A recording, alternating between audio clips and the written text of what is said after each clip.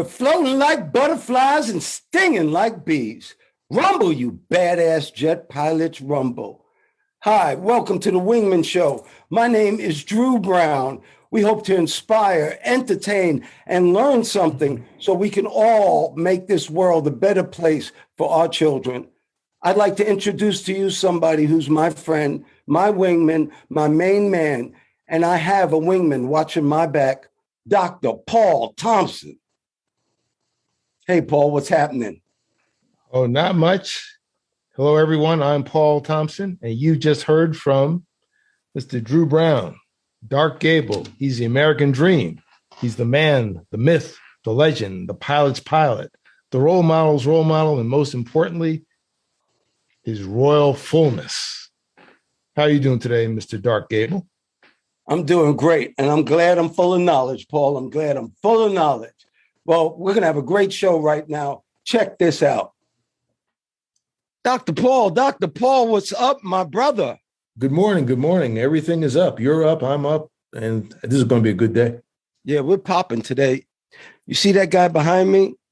I do. Yeah, that brother was carrying those kind of weapons, just like you were. And, you know, we carry them in practice. They're not funny, and they're being used today. And we'll get to that later. You got a wingman story, I heard? Yeah, I want to talk about a person that kind of embodies what the show is about making people feel better, about being good to people, and the long-term value that can have down the road that you may not even realize, even after you're gone. Wow, I'm looking forward to that. I actually know what you're going to say, and I know the person, and he is really, really, really the bomb. So That's great. So I worked out this morning. I did my weights. You know, my son, the doctor, told me to make sure I'm flexible. So we do yoga a lot, and I do it off that Peloton app. But, you know, today I just did weights. And, you know, you have to keep your muscles. And I drank a Drew Brown special, I guess, that you like. Yeah. So I'm healthy this morning. I'm feeling good. You do anything good? To get ready for the show, actually, I have a special, it's called the Dark Gable workout. It consists of 500 push-ups, 500 squats, and a couple of Muay Thai defensive blocks. It's just calisthenics. I can do inside of 45 minutes. Today I did in 35. Getting better at it. I just started about 2 months ago, and you can really do it. I'm getting close to age 70, and I feel like I haven't even done anything. I'm just sitting here talking to you. Your body can really get used to it. And I drank plenty of water, my Costco water. Now I went to Costco yesterday. You did? I like the sparkling water. Sparkling water helps when I'm really perspiring. And the thing was, I like the Pellegrino, and they were out of the big bottles of Pellegrino. I don't know if this has something to do with Vladimir Putin or whatever. The big ones that I've been getting. It's Italian. Is it? Yeah. Well, but maybe I figure he has, a long reach. Maybe he stopped. I don't know. But anyway, but they had small bottles. So instead of like one big bottle, I got to put like all these small bottles together. But I got it, and I'm here with you. But that's seltzer. And I grew up on seltzer. My grandmother, Bubba, we used to get the seltzer man. You know, my daughter, Taryn, she likes seltzer now. But we grew up on seltzer. So I love, and right now it's called club soda. Now it's become sparkling. And now they've put whiskey in it. With a little label that says vitamin C included. Yeah, growing up, I never liked it. I had it once. I never liked it. And I guess when we started flying to Europe, they'd serve it all the time. So that's when I got exposed to it. You're becoming more Jewish, maybe. Yeah, it was good. It was good. It's good. Yeah. It's good for your palate. Well, let's talk about Europe for a second. Sure. All right, because there's a war going on, and it's serious, and it's starting to bother. It's been bothering me. I'm at the point now, I don't understand why we're killing people anymore. Whatever the problem is, I just don't get it anymore. But that's not the point. The point is, I put that picture behind me because those weapons are really, really, really painful. And they really do a lot of damage. And it's not a joke. And I heard that they're doing war crimes. So since you're so smart, I need to know what actually happens if Putin gets charged with war crimes. He gets indicted and he's found guilty. Actually, what happens to Putin? Well, it's questionable if anything would happen to him. He would have to be tried in the International Court of The Hague. It's in the Netherlands. I actually met one of the judges from the International Court, who's a friend of my cousin, actually, strangely enough. More than a smart man. He's super duper smart. Anyway, he would be, you have to be tried. You have to be brought before the court for against crimes against humanity. Which is happening. Yeah, which is happening. Basically, I looked at that. The indiscriminate killing of civilians is a big one. That's considered which is happening. Right. Yeah, you're not differentiating between military and civilian targets. That's one. He would be covered under that, I think. He would get a defense. He'd get a prosecution. There'd be a separate investigation. The thing is, it has little bite. There are a number of leaders like, what is his name? I forget the ruler of Sudan. He's been indicted, but they're going to try him in Sudan. So it's possible that, Putin might be tried in Russia if someone else takes over. He might be found not guilty. Everybody that goes before the Hague isn't in prison. Some of them are, a lot of them get off. That's crazy. So it's wasted time to me. Yeah. Wasted time. And you know what? He'll be real mad because an update, they found a $400 million yacht in Italy hiding. And if you watch YouTube, you watch us on YouTube, or you go to our website, wingmenshow.com, you'll be able to see it because I'll put this picture up. Anyway, they think Putin owns it. They truly believe Putin owns it. So they're going to find it. And that's what's going to hurt these very rich oligarchs. When you make a rich man poor, you've hurt them. One other question now. We said we would give jets to Poland. Poland said they would give their jets to Ukraine. But now Poland wants to give their jets to Ukraine in Germany. And that means that they would launch from a NATO base. What is going on? Why can't Poland just give Ukraine their jets? There's something weird going on, and I don't understand it, and that's why I got you. Yeah, well, that deal is dead. I know, because of that. Yeah, the Pentagon rejected it. That didn't make a lot of sense to me. They were going to give them 28 MiG-29s, which is a very capable airplane. I think it's somewhat comparable to an F-16. It's that generation, a fourth generation fighter. But it didn't make a lot of sense to me. Number one, it's farther away. Going back to Ramstein, I used to fly to Ramstein Air Base all the time doing charters. But it's also a NATO country. So if it comes from one or the other, I think everybody is implicated. It's an act of war. Yeah, right. Yeah, you're involved. It's like you're supplying the materials. Yeah, but my question is, why would Poland come up with that? Maybe get more F-16s. They have F-16s. They would like those better than the MiGs. No, they want F-16s. Yeah. What does that have to do with Germany? That I don't understand. Because that cut the deal right there. How about this update? And that's a U.S. air base in Germany too. So, well, yes, for sure. Now, how about this update? They've arrested 13,000 anti-war protesters, and the charge for this crime is 15 years. That's the sentence, 15 years in prison. You know how much money it's going to cost to keep people fed for 15 years, 13,000 of them? It depends on how much you feed them. What kind of food are they going to get? Yeah, they might go to Siberia. Then they don't even have to put fences around them. That's right. Yeah, that's horrible. Give them McDonald's. How about this one? I believe we were going to bust all these big companies for staying in Russia. And I think somebody snuck in and heard one of our meetings, and now they're pulling out. But McDonald's, this is an update now. McDonald's, Netflix, McDonald's and Starbucks were still open last night. That sucks. Remember the headline said that they all pulled out. So they were 825,000 stores or something. They were lined up at McDonald's last night on NBC News. Starbucks still is open. Profit over people. Not right. Dr. Paul, not right. Well, yeah, I thought they were going to close the McDonald's. Someone said it would be a no-fry zone. Ha, ha, ha. But, and there's another one, PepsiCo. PepsiCo pulled out, except there's still something about them. I didn't see them selling chips. I didn't see that story, but they're still providing essential items like baby's food and milk and things like that, they say. So they say. That's what they said, but you didn't read the story?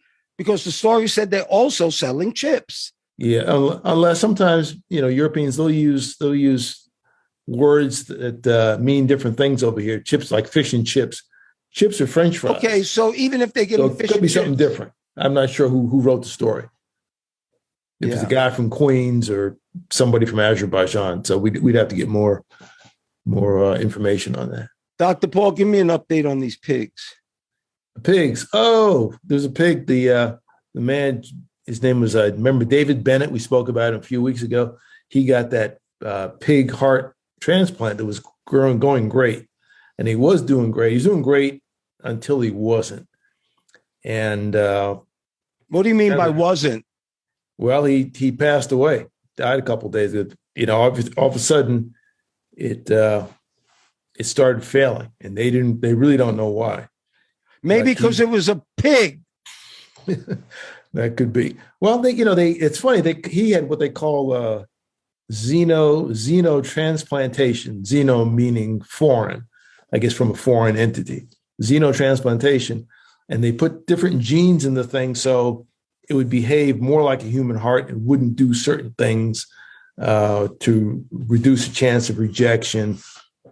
Like it wouldn't keep growing because this is like a gigantic pig, and they didn't want the thing to keep blowing up. So there's some genetic thing they can do to keep the parameters at a certain level. So this failed unexpectedly, and they said the medical staff is devastated. But they're doing that with other things, and I guess over time these things will improve. But Mr. Bennett passed away, I think, a couple of days ago. That's terrible. We talked about this, and this story is getting a little weirder by the moment. Brittney Griner, who is like a superstar in the WNBA, has been detained in Russia. They found vape hash oil, and she's been arrested for over a month now, and we're just hearing about it. Can you give me an update on Brittney Griner? Because she has a wife, and the wife is now asking help from the State Department to get Brittney out of jail. And because of this thing with Russia, they're now using this as a little political pawn. She could really be in a lot of trouble. She really could. She was entering Russia. She was coming into an airport in Moscow. And when they're going through her bags, they discovered this. Now, she's not the only one that's still there. There are several other Americans who were jailed previous to the invasion. They've been there for years. I know one guy is an ex-Marine who has citizenship with multiple countries. He's been there for several years. They've been trying to get him out. And his family said that wouldn't be surprised if Brittney Griner didn't have anything at all. He said, I wouldn't be surprised if this was made up. So yeah, she's in a bad situation. She made a lot of money in Russia. She plays in Russia, so she knows some people.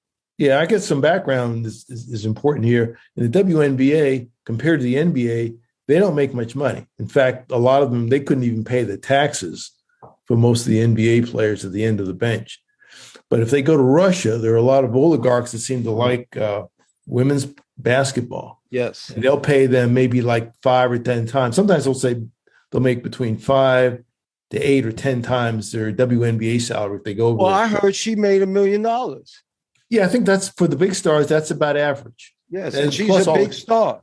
Plus all expenses paid to go and come and stay and shopping and all that stuff for a few months. So a lot of the big Diana Taurasi, a lot of the big ones go over there all the time. Sometimes they take their WNBA season off. Totally, they don't play. They go over there and make a living, a fortune. So she was over there doing that. But I question, though, I don't know exactly when she was there. This happened sometime in February when they were telling everybody to kind of, at least get out of Ukraine. why would you be going in that part of the world when this is about to jump off? I don't know. Don't know about the date, but timing was not. I heard that they were keeping it quiet so it wouldn't become a story, which is, I don't know. I don't know if that's smart. About it. Well, how about this story? How much did you pay at Costco to fill up your gas tank? Because gas is going through the roof, and I'll tell you this, electric car sales are going through the roof also. This gas thing, it's going to be $7-8 a gallon. Yeah. Oh, yeah. To answer your question, yeah, it did. Before I got my water, first thing I did, I got the gas first. And one thing I like about the Costco gas, at least the one I go to, there's hardly anybody there. If you go to some other places, there's a line of 50 cars. There, it's like maybe 1 or 2 people ahead of you. But the price jumped up 30 cents from the last time I was there, which was 3 days before. That's crazy. That was for the most affordable gas I could find. But yeah, my issue is that I think that when the prices do come down for the barrel of oil, those prices are not going to come back too much.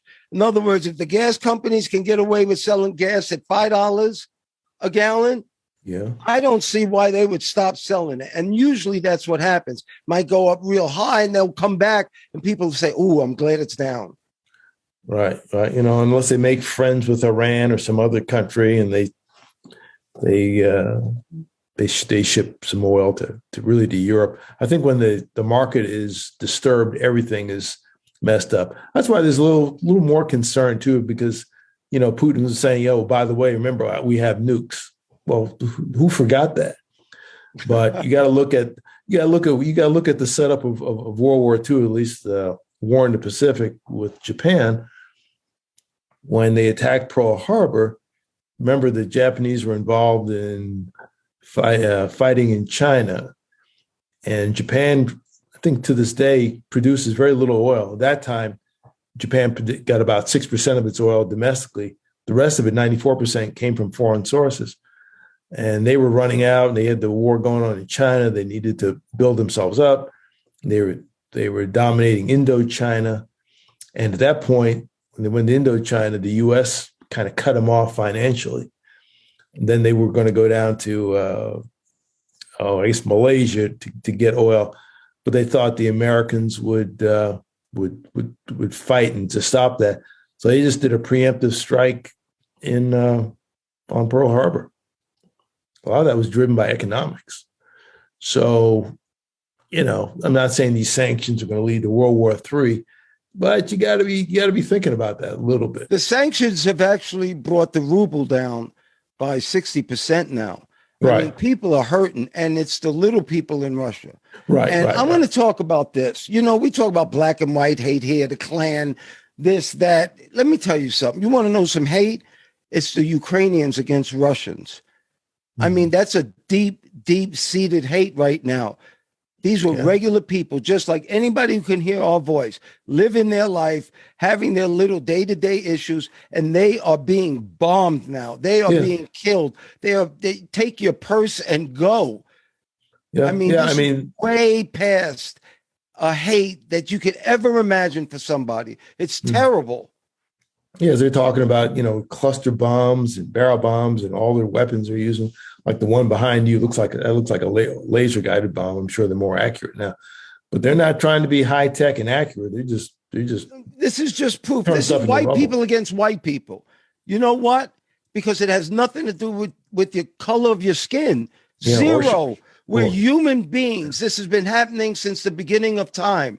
So anybody who has a racial problem needs to start understanding there's one race, human race. Now, if you want to use your color because whether you're white, black, I don't care what your nationality is. If you're a human being in America, you have an opportunity. If you look like us, it's a lot harder. But guess what? You still have an opportunity. And so that's what my PSA is going to be. This is a Wingman PSA. Do what you're supposed to do, not what you want to do, until what you're supposed to do becomes what you want to do, and then do what you want to do. Meaning, if you do what you're supposed to do in life, one day you'll be able to do what you want to do. If you do what you want to do now, you're going to be enslaved.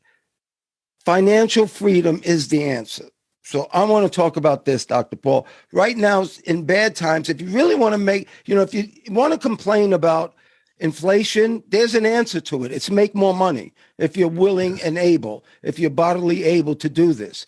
Yes. And a lot of ways that you can make money doesn't mean you have to go dig ditches. It's called investing, and you can learn how to invest. So I'm just going to give a little point here.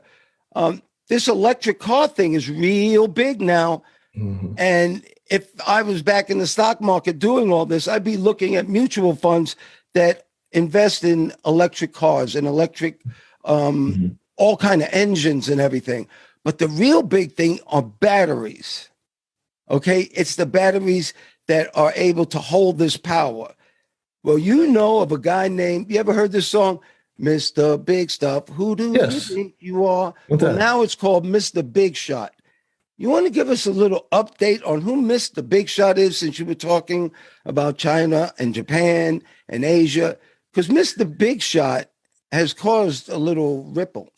Yeah, Mr. Big Shot is an unnamed Chinese billionaire that was, I don't know, call him a victim or a cause of something they call the short squeeze. Basically, the price of, you talk about nickel, the price of nickel is shot up tremendously for the reasons you said. But part of the reason that the price is shot up is because it's a supply-demand thing. The demand is great to make for the batteries, but a lot of the nickel in the world comes out of Russia. That's right. Ouch. That's right. So we got a supply-demand thing, tremendous demand, little supply, price is high. They got messed up because, the price all over the place. I think a metric ton is $100,000 now, when it was a metric ton was like $40,000 like a few weeks ago. So the price is up higher. So that's going to keep the price higher for the electric vehicles and everything associated with it. Some would pass on to the consumer, or it'll reduce the profits of the company. So there's a downstream effect. But that short squeeze, shot the price up. And it basically, people need to know what short selling is. Short selling is a stock market thing. I personally don't do it, but it's where you borrow something that you have to give back. You borrow something. You leverage a loan on the assumption you're going to make a profit. Yeah. You'll make a loan. Yeah, you'll make a profit if the price drops. It's something it's going to drop. It's going to drop, and you buy it back for something less. And you give the person back what you gave him, but didn't cost you as much, so you keep the difference. It's cool. Well, what if it's the other way? What if the price goes up? You still got to give it back. It's like you're dealing with organized crime, but they still want it back, or otherwise what'll happen. And you got to get it back. And the price went up, you better get it. If it costs twice as much, well, you pay twice as much to get it back. I want it back. So he did. He was a short seller, apparently a big one. And then the price started going up, so he'd have to pay more and more and more and more. So I'll buy it right now at a super high price. And they saw that massive thing, so it shot the price up because I thought everybody wants it now. But they were just trying to keep from going farther under. When the price was going up, they were going down. It's just opposite. And see, that information can make you money. That's my point. That information, if you keep your head on a swivel, if you understand what's going on a little bit, and you learn investing, I'm telling you, you have to know how to make money in this world. We live in a capitalistic society. Okay? Learn investment. That's how most people make their money. And it's just a little re-educating of yourself. But all these little things, like if you see Nike comes out with a new shoe, maybe you should think about buying Nike stock. You have a lot of information. You just got to turn it into making money. And it's important that I say this, because when I said like invest in nickel or invest in batteries or invest in electric cars, if you're new, don't invest in a company. Get somebody like Fidelity or Schwab, somebody, and get mutual funds. And that means you have a group of people who invest in all these different companies. They do the work. Anyway, that's a safer bet. You don't make as much money, but in the stock market, the bigger gamble you make, the more money you make and the more money you lose. So when you start out, you kind of start off a little bit slow until you learn what you're doing, but you can make money. And you know how you can't make money? By the government selling a Pokemon card for 57 stack. What does 57 stack mean, Dr. Paul? That's 57 times 1,000, so I call it $57,000. Why would the government have a Pokemon card? Confiscation, more than likely. This is what he's talking about is an abuse of COVID relief funds. When the pandemic hit and businesses were really messed up, the government was giving out these loans, PPP loans, the Paycheck Protection Program, so you could pay your employees so you didn't have to lay them all off or to minimize the damage. And there's also something called EIDL, I think it was Economic Injury Disaster Loan, which is really kind of a grant. They have grants where they just give you a little money out front, or they could give you loans too. Anyway, it had to be for business purposes. It had to have a business. So there's a lot of people that they made up businesses. They had like farms and like an apartment in Chicago, and they put out stuff. Well, it was a pretty simple website, but there are penalties if you lie about it. But if you lie good enough, the people took lots of money. So the penalties generally they were, like up to $100,000 fine or 5 years in prison. But there is some penalty depending on what you do. It could be up to $1 million fine and 30 years in prison. And there's one guy that used his loan funds. He bought a Lamborghini, a couple of them. He got like $1.6 million. And they found it was he bought Lamborghinis and some other stuff. So he's in the federal pokey for quite a while. And this guy, you talk about the Pokemon card.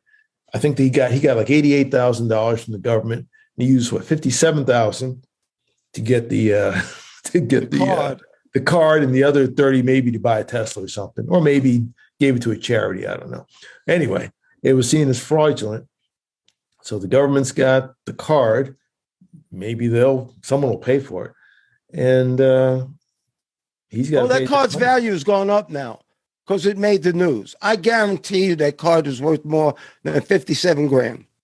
Yeah. 100%. And he got 3 years. 3 years. Yep. Well, you want to hear another problem that somebody got this week? What's that? $1,500 bet cost $11 million. Oh, I heard about it. Say, an Atlanta Falcon wide receiver, Calvin Ridley, gambled on some parlay silly bet, $1,500, and the NFL has suspended him for a year at least. It's indefinite. He has to ask for reinstatement, but it's going to cost him $11 million. The problem is the NFL is now involved in gambling. All the ads about the gambling. He did not bet it on he did bet on an Atlanta Falcon game, but it was in combination with other teams. Mm-hmm. Would you, if you were a pro football, basketball, I don't care what kind of player you are, making that kind of money, wouldn't you know not to gamble on your sport? Right. Yeah, because college educated. Yeah, if we're afraid of throwing games, there are college players that have been ruined, and there's big scandals. Big scandals that people still talk about 30, 40 years later. That's right. Why would you do that? And it was innocent. You can tell it was innocent. It wasn't the Pete Rose. Well, Pete Rose said he was innocent too. You think Pete Rose will get in the Hall of Fame when he dies? Maybe. They just don't want to give it to him when he's alive. I think so. It's all about gambling. But he gambled on his own team, didn't he? Yes. I'm not laughing. Alcoholism is a disease. You have to go buy alcohol. But gambling's a mental disease. That's really, really serious. Matter of fact, I had a family member that was afflicted with it, and it's way, way weird. It's way, way weird. And I don't know the satisfaction, and they always lose. If you have a gambling addiction, it's not because you're winning. The house wins. No. Why don't you leave me with some good news here about your wingman? My wingman is a gentleman named Steve Harris. It's great when you run into someone that is genuinely good and decent and can have a positive impact on your life that you never, you didn't grow up with, you just met. Fate just kind of put you together. And I met Steve when I came to Federal Express. It was called Federal Express before it's called FedEx. And he was hired about maybe a month before I was. And a good guy, a little bit older, more experienced. And I think this was his second or third airline. And we were just trying to make a go of it. He always provided great support. I remember his attitude towards everything was always supportive. And he was always big in helping people. He helped a lot of folks. He had a lot of folks get jobs. Yes. A lot of people go to college. He was an alumnus of Tennessee State. He was very, very, very, very, very big on that. Yeah, Katrina went to Tennessee State. That's right. A lot of HBCU. There you go, Tennessee State. He was always at the classics, and he and his wife were always traveling there. And Nashville. It was great to be around him and his family. Spent a lot of time. And he was also one of the founding members of something called OBAP. It's now called the Organization of Black Aviation Professionals. It used to be called the Organization of Black Airline Pilots, but it's more inclusive now, includes a lot of people, not just aviators. But he was one of the founding members, and which I didn't know until I saw an old picture. And they have been doing things for decades to help people get into the airline industry. Well, Paul, to tell you the truth, you're being real nice about it, but it's hard as hell to be a black pilot. Hard as god dang hell. You and I went through hell to get there. And when we came to the airlines, it were people like Steve that took us under his wing and told us things were going to be okay and how to get through this maze. Because in the military, it wasn't easy. We were always the only one in everything we did. I know you're being nice because you are nice, but it was hard as hell. And Steve was one of those guys, when he reached out his hand to help you and you finally got a job with an airline, it felt wonderful. Him and his wife, Linda, and the family, they were the kindest, sweetest people in the world. Yeah, then you're right. Everything you said is correct. And I guess the rub of the whole thing was that, I was speaking to him last about a month ago, just maybe 6 weeks ago, just shooting the breeze, and everything was going well. I think he was going to play golf. And I was sad to learn just a couple of days ago that he just passed away suddenly from a stroke. I know he'd had some health issues in recent past, but seemed to be getting along well. So we really don't know how long we're going to be here. So you need to live every day as if it's your last, because one day you'll be right. So you need to be right, and you need to be right and righteous. Well, I'm 67. I know you're a little bit older. Mm-hmm. I'm planning on 33 more hot fun in the summertime. That's all. 33 more years. I'm going for 100. That's all. And okay. The way I'm going to get there is trying to eat as healthy as I can, do some exercise, and just be a good person in God's eyes. That's how I'm going to try to. No, that's how I'm going to get there. Yeah, that's a PSA and a wingman story in itself. Yeah, Steve Harris is a wingman to everybody, and I miss him already. I love Steve. Thank you once again, Dr. Paul Thompson, my friend.